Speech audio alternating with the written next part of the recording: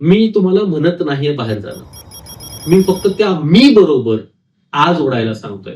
आम्ही.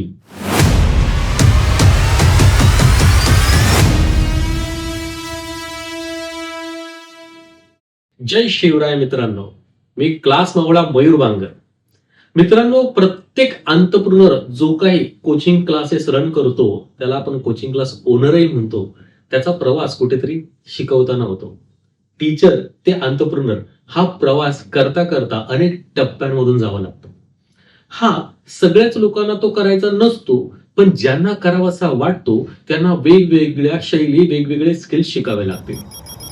मित्रांनो, जर आपण फक्त टीचर यांना पाहायचा प्रयत्न केला तर चांगलं शिकवणं, वर्गात विद्यार्थ्यांचे डाऊट्स क्लिअर करणं, त्यांच्या ग्रोथसाठी लागेल त्या गोष्टी त्यांना रिव्हिजन्स मध्ये प्रोव्हाइड करणं आणि शेवटी त्या विद्यार्थ्यांचा सुंदर रिझल्ट आल्यावरती आपलं काम फत्ते झालं असं म्हणणं, इथपर्यंत टीचर यांचा भरपूर रोल असतो संस्थेमध्ये. परंतु मग ओनर कोण? कोचिंग क्लासेस इन्स्टिट्यूटचे जे ओनर्स आहेत, एंटरप्रेन्योर आहेत, त्यांना स्वतःचा रोल वेगळ्या पद्धतीने ढाळून घ्यावा लागतो. तो जर नाही करता आला तर मग सगळ्याच गोष्टीत ते स्वतःच बिझी होऊन जातात. म्हणजे ऍडमिशन आलंय, त्यांना माहिती द्यायची, सर येतील ते सांगतील. त्यांची फी डिस्कस करायची, सर येतील ते सांगतील. हा सब्जेक्ट तुम्ही घेणार की नाही घेणार, सर येतील ते सांगतील. अच्छा, आम्हाला गावी जायचंय, त्यावेळी जे काही मिस होईल त्याची रिव्हिजन कोण घेणार, थांबा थांबा, सर येतील ते सांगतील. अरे, सर येतील तेच सगळं सांगणार असतील तर बाकीच्या टीमने काय करायचंय ते बसून.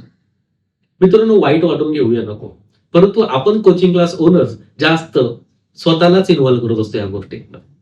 एखादी गोष्ट ऑटो पायलट मोडवरती जाऊ शकते का, स्वतःहून काम करू शकते का, याच्याकडे पहिला विचार केला पाहिजे.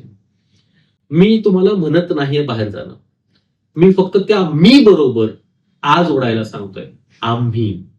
म्हणजे आजूबाजूच्या लोकांना सोबत घेऊन केलेलं काम म्हणजे आम्ही करतो. तुम्ही टीचिंग करत असाल तर रिसेप्शन कोणीतरी बघितलं पाहिजे, अकाउंटिंग कोणीतरी बघितलं पाहिजे, तुमचं मार्केटिंग, तुमच्याकडे ज्या पद्धतीची सध्याचे रिसोर्सेस अवेलेबल आहेत त्यामध्ये तुम्हाला मॅनेज करावं लागतं.